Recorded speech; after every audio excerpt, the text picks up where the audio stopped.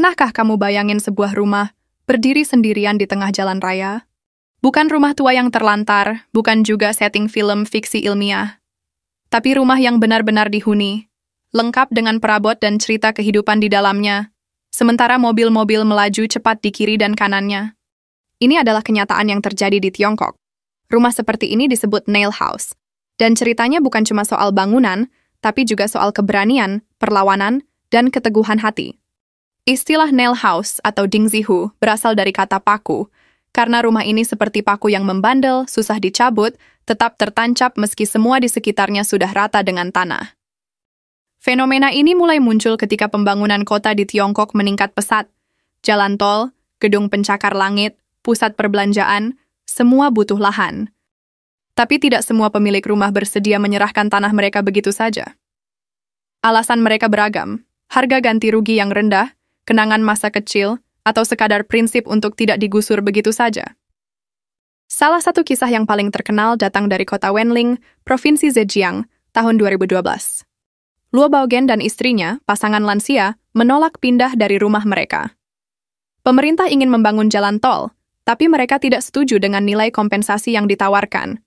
Hasilnya, jalan tol tetap dibangun, namun rumah mereka dibiarkan berdiri di tengah-tengahnya.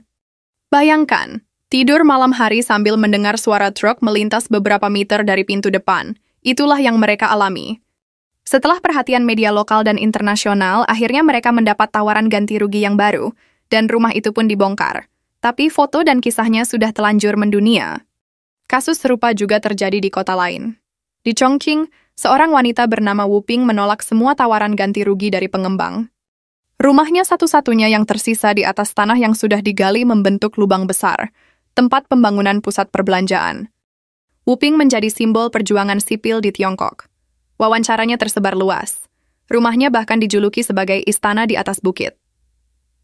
Di Guangzhou, ada rumah kecil yang berdiri tepat di bawah jalan layang bertingkat.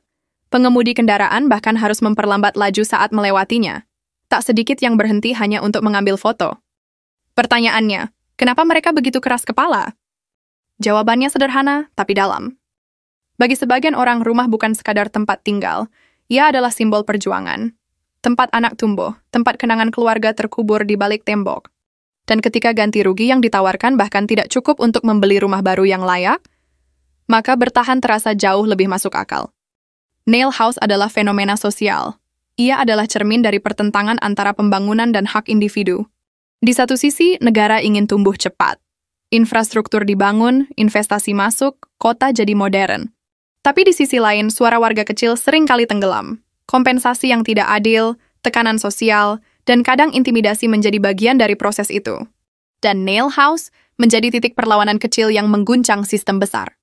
Kini, pemerintah Tiongkok mulai mengatur ulang cara pembebasan lahan. Beberapa daerah memberikan ganti rugi lebih manusiawi, bahkan mengizinkan warga ikut dalam diskusi pembangunan. Tapi nail house masih ada. Beberapa tetap berdiri sampai bertahun-tahun. Ada yang akhirnya dirubuhkan, ada juga yang dibiarkan begitu saja, menjadi monumen diam dari perjuangan rakyat kecil.